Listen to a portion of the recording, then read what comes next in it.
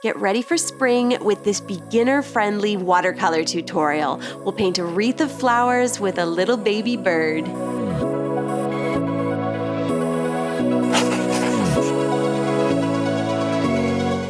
Hey friends, welcome! My name is Shayda Campbell, and on this channel we make art together, and it's fun, not scary.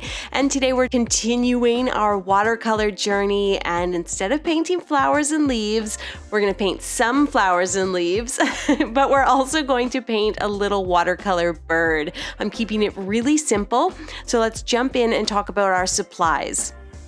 First up, I'm working in a watercolor sketch pad. This is from Strathmore. It has 140-pound cold-pressed paper. It's a cute little book and a great size for doing small, manageable projects. I also have a number of round brushes. I think I have a number 8 round and a number 4 and a number 2. So various sizes, and these are all from Princeton. As always, I link them in the description, so if you want to purchase the same ones, you can. And then grab your watercolor paints. Let me pull this over. I am using my usual Muñoz watercolor set. It's 48 pans. It's really good quality for the price. I also have 2 glasses of clean water, some paper towel, and then a pencil and eraser to do my little bird sketch. Speaking of, let's start there. The first thing we'll do is we're going to paint a wreath. It's always nice to do something familiar when you're painting the unfamiliar. So draw a little circle or oval for the wreath. Does not need to be perfectly symmetrical or anything like that. And then we'll try the bird. So I kind of start with an egg shape. It's a bird, think of an egg. Start with the egg on its side, and then we kind of just pop a little head on him. And then we kind of pull out that back corner to make a wing. We're gonna put some lines back there, give him a little tail, and then 2 little legs. It's simple as that. We're keeping him very, very basic. This is supposed to look cutesy. We are not going for realism here. Add a little eye and a tiny triangle for the beak, kind of keep them in line, and that's our bird sketch done. All I want to do now is kind of give a light erase, get rid of all those pencil sketchy lines, get rid of my eraser dust, and I think we're ready to paint.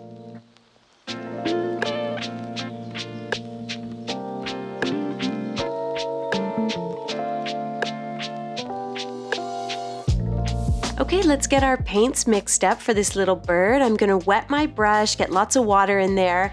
I'm gonna come over here to my cakes of paint and scrub at that cake of brown paint. This is Van Dyke Brown. And I'll bring the pigment over to the palette where I can mix in more water or even mix a couple different browns or yellows together. I've been leaving more paint on my palette lately so that I can kind of work with colors that I've already mixed up. I'm also going to mix a little white and gray and brown together there so that I have this kind of beigey, creamy color for his belly. But let's start with that. I'm going to take my dark brown that I mixed, and I want to paint his wing. And I'm using the number 8 long round brush. And I am just pulling the brush there in these long motions, and I just want to fill in the wing. I kind of go carefully around the edges and I'm just filling in. I'm leaving a bit of a jagged edge at the bottom. I don't want the paint to necessarily be all the same color. If it sits a little funny, that's okay with me.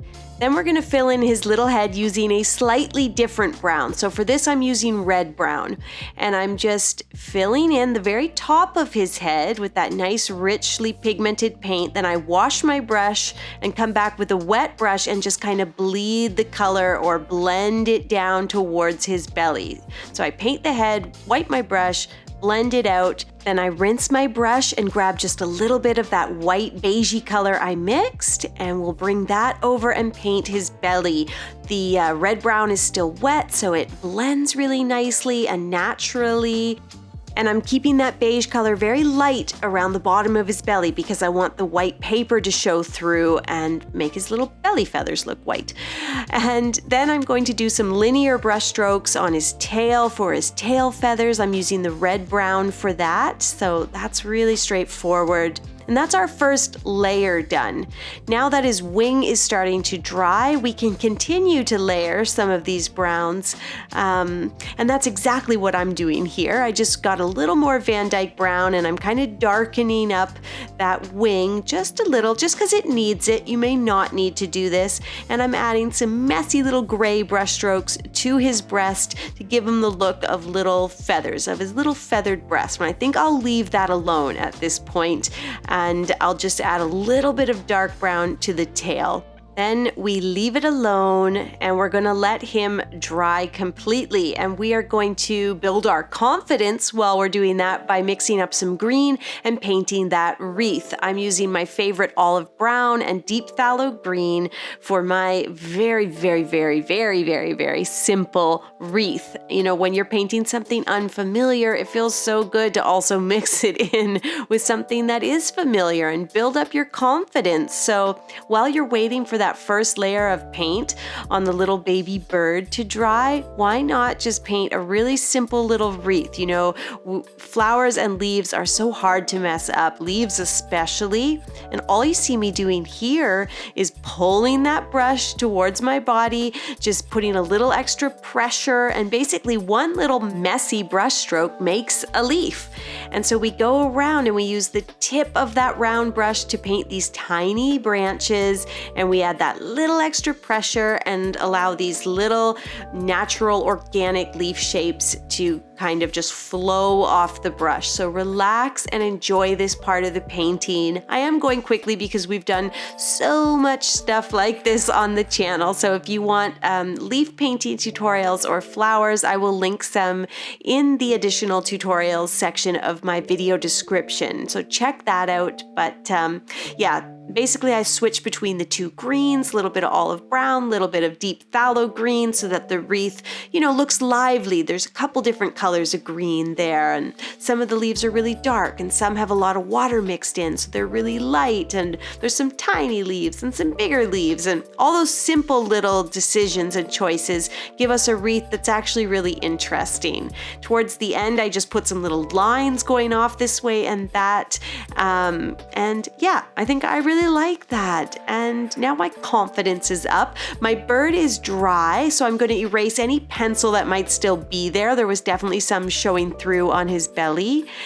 And we can start to do some wet on dry, which means we're going to be able to get a wonderful amount of precision, because when you're painting on dry paint, the brush strokes that you put down, they're not going to move at all. It's not like that wet into wet where they're moving and changing and you get that wonderful bleeding and blending. We put a couple lines on his tail or on his wing, and those lines will stay there. In fact, if they look too static, too harsh and sharp, we can always use a wet brush to blend them just a little bit, and that's what I did there. And then I'm going to place just some kind of messy stippling and dotting towards the top of his wing, and I'll continue it onto the red-brown part of his head to give him some nice coloring. With that done, we'll grab some black watercolor paint and we're just going to give him his little eye and beak back. You know, it's just a little circle for the eye, triangle for the nose. And then I accidentally erased his legs, so I will draw those back in to make sure they're in the right sort of spot before I paint them in. But I'm just taking a nice concentrated black paint on the tip of my brush, just like I did for the eye and the beak. And I'm basically just doing some messy lines. I don't want them to be too perfectly symmetrical or anything. I want them to have some thin spots and some thicker spots, but that's it for the most part. I did a little bit more dark brown coloring on his face and on his wing there with like a really dark red brown.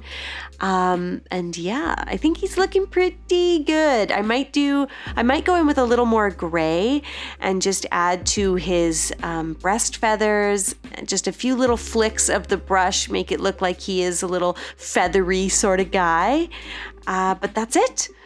The bird is actually done and I'm really happy with it. So I'm just grabbing a little bit of peachy pink. This is like a mix of orange and red with lots of white. And I'm going to paint these really messy little rosebuds. They're sort of just like little broken circles. Like think of painting a spiral that's not quite a spiral, or a circle with a little piece missing. They just look like lively little tiny little flower buds or something. And I think the peachy pink just adds a nice color to this whole project, a nice warmth.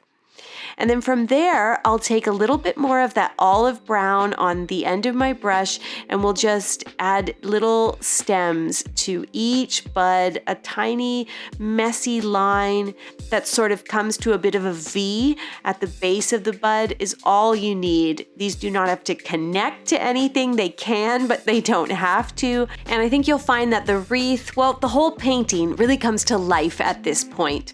Add a few little random leaves wherever you think you may still need one, and that's it. We actually painted a bird. My artistic goal for 2022 is to try new things and new subjects and get out of my comfort zone. We painted cats on the YouTube channel not long ago, and now we've done this bird. I hope that showing you my struggles, or that I can try new things that I'm not comfortable with, that it will empower you to do the same.